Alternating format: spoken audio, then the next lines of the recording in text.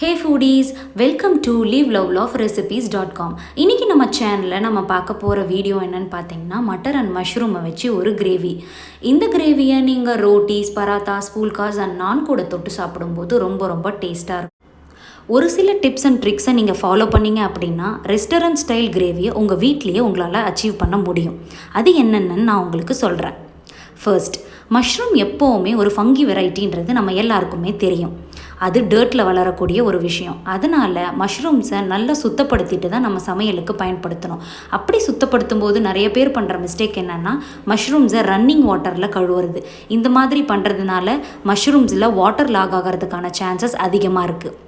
So எப்போவுமே மஷ்ரூம்ஸை ஒரு damp paper டவலை வச்சு நல்லா தொடச்சிட்டு தான் சமையலுக்கு பயன்படுத்தணும். அதே மாதிரியே செகண்ட் விஷயம் நீங்கள் என்ன கன்சிடர் பண்ணணும் அப்படின்னா மஷ்ரூம்ஸை எப்போவுமே லோ ஹீட்டில் குக் பண்ணக்கூடாது. லோ ஹீட்டில் குக் பண்ணுற மஷ்ரூம்ஸ் சாகி ஆகிறதுக்கான சான்சஸ் அதிகம். அதே மாதிரியே ஹை ஹீட்டில் குக் பண்ணிங்க அப்படின்னா மஷ்ரூம்ஸ் பேர்ன் ஆகிறதுக்கான சான்சஸ் அதிகம். இப்போது மட்டர் அண்ட் மஷ்ரூம் கிரேவி எப்படி செய்கிறதுன்றதை பார்க்கலாம். ஒரு பேனை சூடு பண்ணி அதில் 2 tablespoons of oil add பண்ணுங்கள். ஆயில் நல்லா ஹீட் ஆனதுக்கப்புறமா சாப்டு ஆனியன்ஸை அதில் போடுங்க. ஆனியன்ஸ் ஓரளவுக்கு வதங்கினதுக்கப்புறம் ஜிஞ்சர் கார்லிக் பேஸ்ட்டையும் ரெட் சில்லிஸையும் போட்டு நல்லா வதக்குங்க. ஒன்ஸ் ஜிஞ்சர் கார்லிக் பேஸ்ட்லேருந்து வர ராஸ்மெல் போனதுக்கப்புறமா டொமேட்டோஸ் ஆட் பண்ணி இந்த ப்ரிப்ரேஷனுக்கு தேவையான சால்ட் ஆட் பண்ணி நல்லா சாட்டே பண்ணுங்கள்.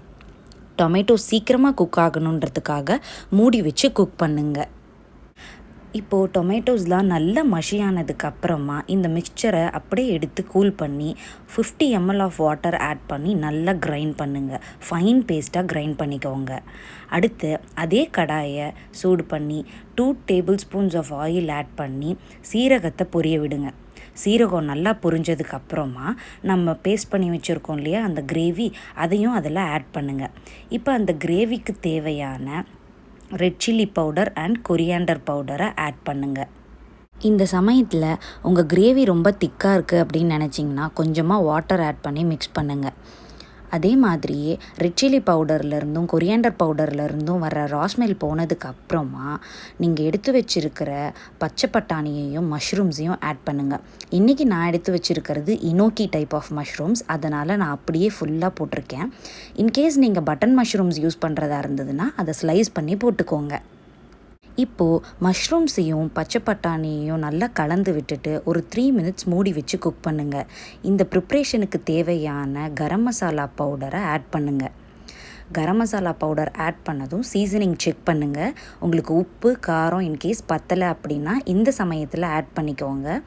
தண்ணி வேணும்னாலும் கொஞ்சம் ஆட் பண்ணிக்கோங்க. பட் மஷ்ரூம்ஸ் ஏற்கனவே தண்ணி விடுன்றதுனால இந்த ப்ரிப்ரேஷனுக்கு அவ்வளோக்கா நீங்கள் தண்ணி ஆட் பண்ண வேண்டிய அவசியம் இருக்காது. இப்போது குட்டி குட்டியாக சாப் பண்ணி வச்சுருக்கிற கொரியாண்டர் லீவ்ஸை போட்டு நல்லா கலந்து விடுங்க. இந்த ப்ரிப்ரேஷனுக்கு 1 டீஸ்பூன் ஆஃப் சுகரை இந்த சமயத்தில் ஆட் பண்ணணும். சுகரை ஆட் பண்ணுறதுனால ஸ்பைஸ் பவுடர்ஸில் இருந்து வர்ற அந்த ஷார்ப் டேஸ்ட் போயிட்டு டேஸ்ட் எல்லாம் பேலன்ஸ் ஆகும். இப்போது நம்ம ப்ரிப்ரேஷனை மூடி வச்சு அப்பப்போ நடுவில் கலந்து விட்டுட்டு ஒரு 5 to 8 மினிட்ஸ் நல்லா குக் பண்ணிங்க அப்படின்னா அதிலிருந்து எண்ணெய் பிரிஞ்சு வரும். எண்ணெய் பிரிஞ்சு வர்றது தான் கரெக்டான கன்சிஸ்டன்சி. எண்ணெய் பிரிஞ்சு வந்ததுக்கப்புறமா ஃப்ளேமை ஸ்விட்ச் ஆஃப் பண்ணிவிட்டு எடுத்து சர்வ் பண்ணுங்கள். சுவையான mushroom and peas gravy ready. நான் சொன்ன டிப்ஸ் அண்ட் ட்ரிக்ஸை ஃபாலோ பண்ணி நீங்களும் இந்த மட்டர் அண்ட் மஷ்ரூம் கிரேவியை ப்ரிப்பேர் பண்ணி பாருங்கள். உங்களுக்கு ரொம்ப பிடிச்சிருந்தது அப்படின்னா நம்ம சேனலை லைக் பண்ணுங்கள், உங்கள் ஃப்ரெண்ட்ஸ் அண்ட் ரிலேட்டிவ்ஸ் கூட ஷேர் பண்ணுங்கள் அண்ட் சப்ஸ்கிரைபும் பண்ணுங்கள். இந்த ரெசிபியோட ரிட்டன் கண்டென்ட்டை கீழே உள்ள டிஸ்கிரிப்ஷன் பாக்ஸில் என்னோடய வெப்சைட் ஆட் பண்ணியிருக்கேன். அதில் போய் நீங்கள் செக் பண்ணிக்கலாம். தேங்க்ஸ் ஃபார் வாட்சிங்.